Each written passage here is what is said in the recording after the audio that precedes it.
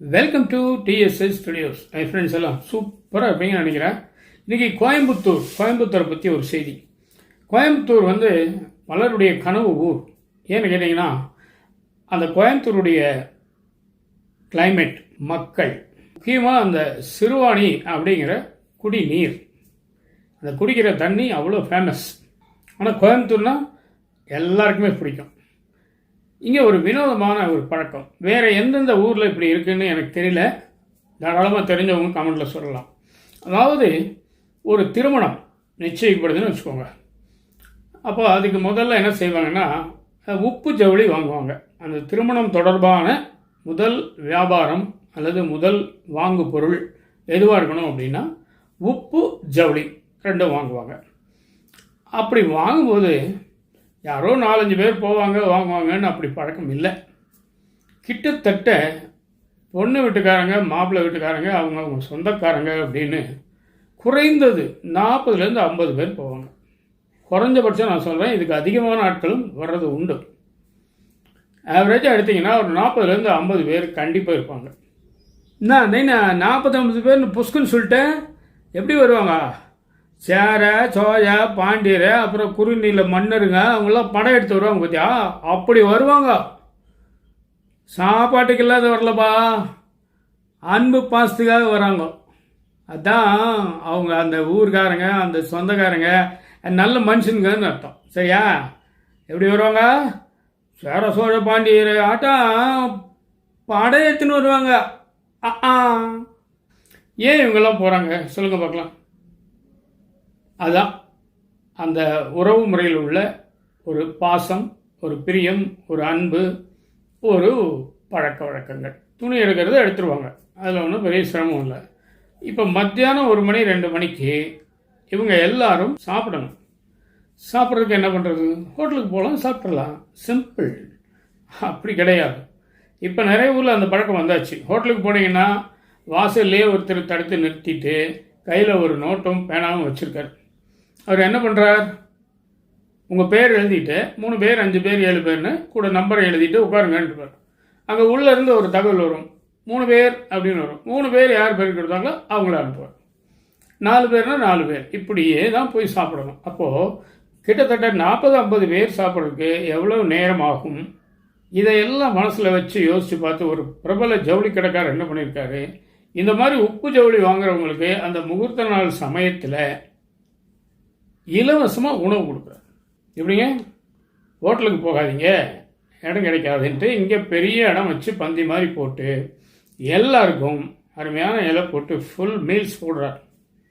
ஆனால் அவர் எந்த கடைக்காரர் யாருன்னு சொல்கிறதுக்கு உண்டான அனுமதி எனக்கு கிடைக்கல. ஏன்னா அவர் எனக்கு வேண்டியவர் தான். அவரை போய் கேட்டதில் என்ன சொல்லிட்டாரு, இந்த கை கொடுப்பது இந்த கைக்கு தெரியக்கூடாது, எனவே நான் விளம்பரத்தை விரும்பவில்லை, தயவுசெய்து என்னை மன்னிச்சுக்கோங்கிற அளவுக்கு அவர் சொல்லிட்டார் என்கிட்ட. சரி பரவாயில்ல, இன்னார்னு சொல்ல வேண்டாம், ஒரு நல்ல விஷயம் நடக்குதுங்கிறத சொல்லலாம்ல. அதனால தான் நான் அதை இப்போ சொல்கிறேன். அப்படி ஒரு அற்புதமான மனிதர், அவர் தலைமையில் தான் இந்த கடை நடக்குது. ரொம்ப பிரமாதமான கடை. ஒரு தடவை வந்தவங்க கண்டிப்பாக அடுத்த தடவை வராமல் போகவே மாட்டாங்க. அந்த அளவுக்கு துணிமணிகள் தரமாகட்டும், அங்கே பணியாளர்களுடைய இன்முக சேவையாகட்டும், எல்லாமே மிக மிக மிக சிறப்பான ஒன்று. இந்த கடை உனக்கு எப்படி தெரியும் அப்படின்னு உங்களில் ஒருத்தர் கேட்குறது என் காதில் விழுகுது. அப்போ தான் என் நண்பர் ஆசிரியர், ஓய்வு பெற்ற ஆசிரியர், அவரை பேரில் காலஞ்சென்றவர் T. Palaniappan, MABT, T. Palaniappan அப்படிங்கிற ஒருத்தர் அறிமுகமானார். அவர் வந்து பள்ளியில் ஆசிரியராக இருந்து அவருடைய பணியெல்லாம் சிறப்பாக முடித்து ஓய்வு பெற்ற பிறகு ஒரு டெபாசிட்தாரராக எங்களுடைய கோயம்புத்தூர் சிட்டி கோஆபரேட்டிவ் பேங்க்குக்கு வந்தார். அப்படியே கொஞ்சம் கொஞ்சமாக பழக்கமாகி ஒரு நெருங்கிய நண்பர் ஆகிட்டார். இத்தனைக்கும் அவர் ரிட்டையர் ஆகி ரொம்ப வருஷம் ஆச்சு. நாங்கள் வேலை பார்த்துக்கிட்டு இருக்கோம். கண்டிப்பாக வயசு வித்தியாசம் 10 வயசுக்கு மேலே வித்தியாசம் இருக்கணும்.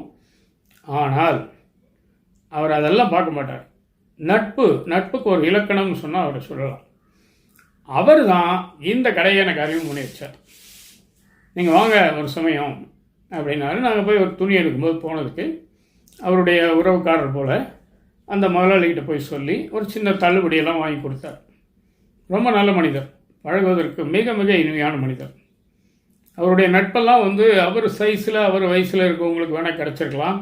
அவரோட 10-15 வயசு குறைவாக இருக்க எங்களுக்கெல்லாம் கிடைக்கணுங்கிறது உண்மையிலேயே ஒரு காட்ஸ் கிஃப்ட்டுன்னு நான் சொல்லுவேன். அதை விட பியூட்டி என்னென்னா, சில நேரங்களில் அந்த ஆசிரியர் டி பழனியப்பன் சொன்னேன் இல்லையா, சாயந்தரமாக வாங்க டிஃபன் சாப்பிட போகலான்னு கூப்பிடுவார். சரின்னு போனோம்னா ஒரு பிளான் சொல்லுவார். பாருங்கள், ஆளுக்கு ஒவ்வொரு ஐட்டம் தனித்தனியாக வாங்குறது வேஸ்ட்டு. சில சமயம் சாப்பிட முடியாமல் போகலாம், வெரைட்டி இல்லாமல் போயிடும். அப்படின்னு என்ன பண்ணுவார், ஒரு செட் பூரி ஆர்டர் பண்ணால் ஆளுக்கு ஒரு பூரி சாப்பிடலாம்.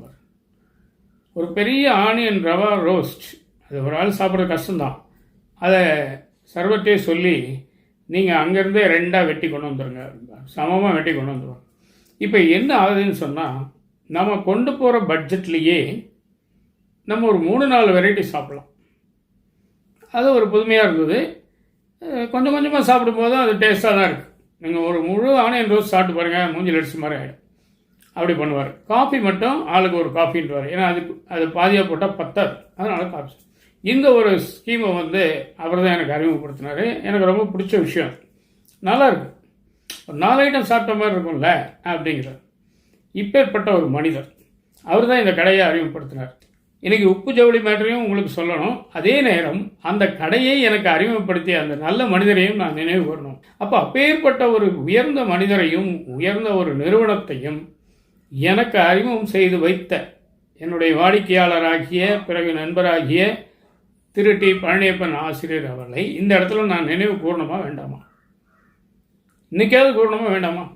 இந்த மாதிரி வலது கை கொடுப்பது இடது கைக்கு தெரியாத, தெரியக்கூடாத, தெரிய விடாத பெரிய மனிதர்கள் நம்மள பலர் இருக்காங்க. அதனால் அவருக்கு இந்த நேரத்தில் ஒரு வாழ்த்தை சொல்லிக்கிறேன். அதே நேரம் அவர் அறிமுகப்படுத்தின நண்பர் டி பழனியப்பன் அவர்களையும் இந்த இடத்துல நினச்சிக்கிறேன். ரொம்ப அருமையான மனிதர். தினம் சந்திக்கிறவங்களாம் சொல்ல முடியாது, இருந்தாலும் சந்திக்கும் போது இன்னொரு வாட்டி இப்படி உடனே ஒரு சந்தர்ப்பம் அமையாதா அப்படிங்கிற அளவுக்கு ஒரு நல்ல மனிதர். சரிங்களா? இதான் எனக்கு விஷயம். இந்த விஷயம் நிச்சயமாக உங்களுக்கு பிடிச்சிருக்கும்னு நம்புகிறேன். உங்கள் கருத்துக்களை எதிர்பார்க்குறேன். அதுவரை உங்களிடம் விடைபெறுவது உங்கள் அன்பன் டி சண்முக சுந்தரம், போத்தனூர், கோயம்புத்தூர். நன்றி, வணக்கம்.